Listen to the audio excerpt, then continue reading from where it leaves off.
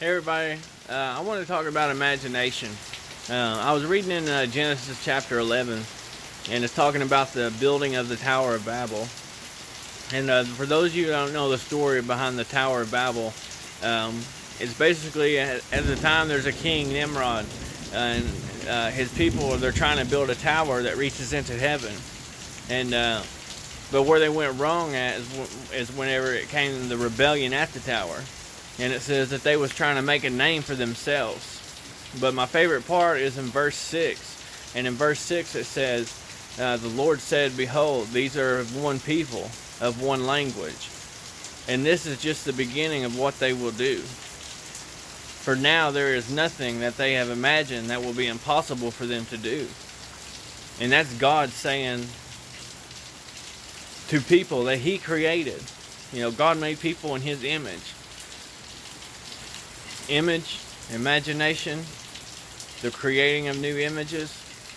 So, you know, God gives us these imaginations. And if you're doing the will of God and you're honoring God and you put God first in everything that you do, you know, your imaginations can come true. I mean, how many times have you imagined an ideal and then 6 months later or 6 years later you see it and somebody else has already came up with it? Because maybe you either got talked out of it or you didn't, have the resources at the time. But that don't mean that just because that passed, the next one's going to pass. So pay attention to your imaginations, because God made us. God gave us some desires of our heart, and whenever we honor Him, it's unlimited as to what we can do. And so I was curious about the word imagination, and I looked it up, and I know the meaning of it, but I wanted to know the different meanings of it. And it says, action of forming new ideals, or images, or concepts of external objects not present to the sense.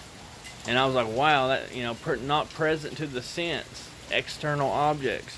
That's like, that's just like faith. God gives you a glimpse of your future, and you have faith for the plan.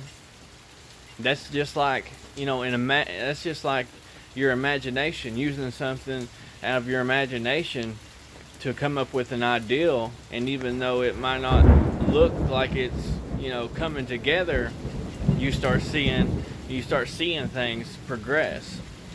And so I just wanted to encourage you guys, to use your imagination and use your faith with it and honor God. And it's limitless to the things that you can do with your imagination whenever you involve God in it.